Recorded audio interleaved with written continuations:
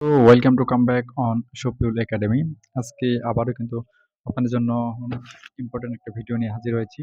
যারা physics 3 honours দ্বিতীয় বর্ষের পরীক্ষিত রয়েছে তোমাদের জন্য অনেক গুরুত্বপূর্ণ কিন্তু এই টপিকসগুলো। তোমরা চাইলেই কালকে মিলিয়ে নিবে পরীক্ষায় তোমরা কত নম্বর কেমন পাচ্ছ। আমার মনে হচ্ছে তোমরা যে এই টপিকসগুলো ভালো করে পড়ো, তোমরা এখান থেকে কয়েকটা অবশ্যই পাবে ইনশাল্লাহ।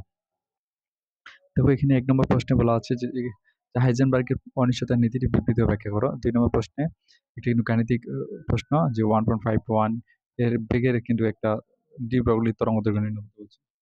এবার ৩ নম্বরে বলা আছে যে নিউক্লিয় বল ও এর ধর্মগুলো লিখতে বলছে। ৪ নম্বর প্রশ্নে দেখা যায় নিউক্লিয়াসের ভিতরে ইলেকট্রন থাকতে পারে না।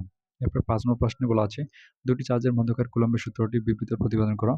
৬ নম্বর প্রশ্নে বলা আছে কোনো নিউক্লিয়াসের ভর ত্রুটি এত হলে এর বন্ধন শক্তি MeV তে প্রকাশ করো। তারপর প্রশ্ন বলা আছে ৭ নম্বরে যে কোনো তেজস্ক্রিয় পদার্থের অর্ধায়ু এত হলে তার অর্ধায়ু কত? ৮ নম্বর প্রশ্নে নিউক্লিয় চুল্লির কার্যপ্রণালী বর্ণনা করো। ৯ নম্বর প্রশ্নে পরমাণুর মডেল সম্পর্কিত বৈরাশিক কার্যগুলো লেখো। এগুলো হচ্ছে গুরুত্বপূর্ণ প্রশ্ন। এগুলো হচ্ছে গ বিভাগের জন্য। তোমরা চাইলে আরো কয়েকটা দিব। আর তোমরা যারা সাজেশন পেরেছো অবশ্যই কমেন্ট করে জানাবে। আর তোমরা যদি এসব প্রশ্নের সমাধান পেতে চাও কমেন্ট করে জানাবে।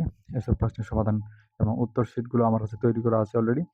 আর তোমরা কোন ক্লাসের কোন টপিকস বা কোন অধ্যায়ের ভিডিও পেতেছো অবশ্যই সেটা জানাবেন। কারণ তোমাদের সবার মতামত পেলে আমি কিন্তু বেশি, বেশি ভিডিও বানানোর আরো উৎসাহ পাবো। আর এছাড়াও এখানে কিন্তু ১ম থেকে অনার্স পর্যন্ত যেকোনো বিষয়ের কিন্তু তোমরা ভিডিও পেতে কমেন্ট করো। বিশেষ করে ১ম থেকে দ্বাদশ শ্রেণীর যেকোনো বিষয়ের যেকোনো চ্যাপ্টারের ভিডিও পেতে এবং অনার্সের ইংরেজি অনার্স দ্বিতীয় বর্ষের ইংরেজির যেকোনো টপিকস এবং অনার্স ১ম বর্ষ থেকে ৪র্থ বর্ষের যেকোনো সাবজেক্টের ভিডিও পেতে অবশ্যই কমেন্ট করে জানাবে। আমরা সবার মতামতকে প্রাধান্য দিব অবশ্যই। ধন্যবাদ।